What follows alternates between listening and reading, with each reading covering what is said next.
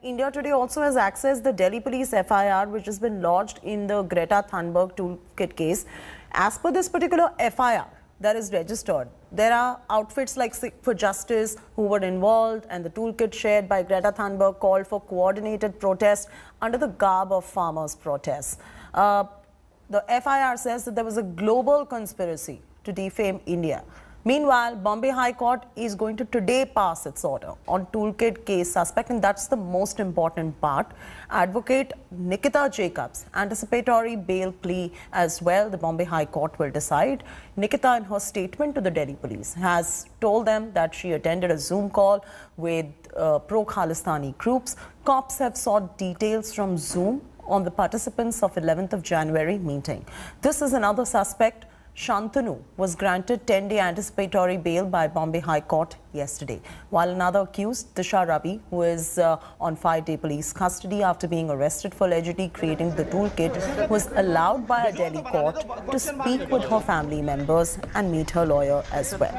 Vidya is now joining us for the very latest on this. Vidya, FIR going on to state that this is a global conspiracy and this was a movement to create a protest. I mean, when did wanting to mobilize peaceful protest become a crime, in the first place? The Bombay High Court yesterday granted bail to one of the accused, anticipatory bail, and now you've got Disha Ravi's case, which is going to come up for hearing. All that matters now is what the Bombay High Court decides. This is the court that is going to decide what is to be done with these accused. Chaiti, we have to remember first thing in this entire issue is that right now the Bombay High Court is not going on the merits of the case. You have to remember that the merit of the case will ultimately be decided by the Delhi court, because whatever the entire instances, the evidences that have been brought forward by Delhi police cannot be argued upon in Maharashtra.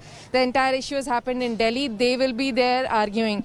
So this particular instance at which Muluk got the relief yesterday, and today the entire instance that the court will be deciding on today, will only depend on the issue whether Nikita Jacob today and yesterday Muluk had the right to legals in terms of how this case is going to transpire in the Bombay High Court as well.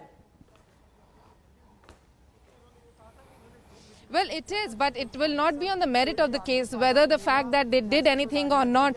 That's beyond the purview of the Maharashtra court right now. In Maharashtra jurisdiction, nothing has really happened. Delhi police has opposed the entire bail application, transit bail application of Nikita Jacob. But it's not been argued on the merits of the case. It is only on the fact that the anticipatory transit bail cannot be given or given, to which Hitin Venikankar, the advocate representing Delhi police, had told the court that the Bombay High Court does not have a right to give any transit bail, any relief to Nikita Jacob. But on the merits of the case, whether they were not involved, those things cannot be considered by the which court? The jurisdiction then lies with which court if it is not the Bombay High Court, Vidya? Well, it is the Delhi court, obviously, because that is the court which has also issued the NBW. The magistrate court, the Tees Hazari court, which has issued the NBW, is the one where these people have to present themselves. So what they are clearly telling the court, Bombay High Court, is that we will go to the Delhi court. We will go and get the NBW cancelled, but just give us a time to just go there. We don't want to get arrested while on way to that court. That is the only thing that they are saying, and which is the reason why I'm saying that this entire case is not being fought on the legal ground of merits of the case. There's nothing about how deep the entire controversy is. No, that's a very fair point, and that clears it up for our viewers. Vidya, thanks for that clarification as well. We are going to keep coming back to you, Vidya, for more that transpires in the Bombay High Court in just about a bit.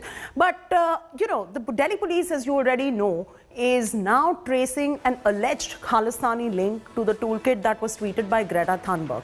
It's an allegation, but let's show you what the Delhi police thinks. The Delhi police, according to them, there are 3 accused. There is accused number 1, Disha Ravi, who stands to be arrested. She drafted the toolkit. She held Zoom meeting with M.O. Dhaliwal. She stands to be arrested. Number 2, you've got Nikita Jacob. She's another accused. Her activists, her whereabouts are not known. She's facing non-bailable warrant.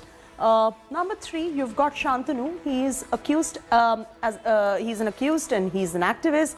He faces a non-bailable warrant as well. And all of these three were connected to Puneet, who's based in Canada, connected accused to pro-Khalistani group. This is the allegation coming in from the Delhi police sources at the moment. Puneet is connected to a Canada-based pro-Khalistani movement person called Emod Dhaliwal. He was the one who plotted the Republic Day storm. He also tweeted the toolkit for the stir, and now Greta Thunberg, who's an activist, her role, according to Delhi police, and this is just the police saying this, is under the scanner at the moment. So these are the key players of the toolkit, and as per Delhi police, they are accused and they are trying to go ahead and probe as to whether or not they had any Khalistani links or not. Now, after Disha, Nikita, Shantanu and Emod Dhaliwal, there's a new name that has emerged in this particular case related to the farmers' protest. Peter Friedrich. He's an author and activist with suspected links to Pakistan's ISI, and he's a key in the missing link in the toolkit probe. Here's a report on who he is. Delhi police expanding probe into Republic Day violence, and now an even deeper and more sinister plot is surfacing. Apart from alleged links of activists like Disha, Nikita and Shantanu to Khalistani Emod Dhaliwal, the Greta toolkit may have links to a foreign activist identified as Peter Friedrich. As per Delhi police, the Greta Thunberg toolkit mentions his name. Cops say Peter is part of an info war against India. Peter Friedrich has been on the radars of Indian security establishment since late 2006, I'll say. Why the name of Peter Friedrich finds a place of relevance amongst those who are to be followed as resource persons is an answer which accused Disha or her colleagues will tell us. Whether it came from Mr. Emod Dhaliwal, or do they have a direct connection with Peter Friedrich or B.S. Bhinder. That is a part of investigation. Peter Friedrich is said to have close ties to Khalistani separatist Iqbal Chaudhry, who in turn has links to terrorist Lal Singh of Pakistan's ISI. The Iqbal-Peter ties go back to 2006. A year later, Peter was made a member of Khalistani Front organizations to give him legitimacy. Friedrich describes himself as an author, activist, who speaks against authoritarian governments and policies and state-sponsored atrocities. Citizens pledged to uphold. In 1984, the Indian government slaughtered thousands of Sikhs in the streets of Delhi. The killers included politicians, party leaders, political party leaders, and even the police. Yet, almost no one was ever held accountable. Clearly, what started from celebrities tweeting in support of protesting farmers has now seemingly become a global hate India plot. Only a thorough probe can join all the dots and reveal the real picture. With Tanseem Haider, Bureau Report, India Today.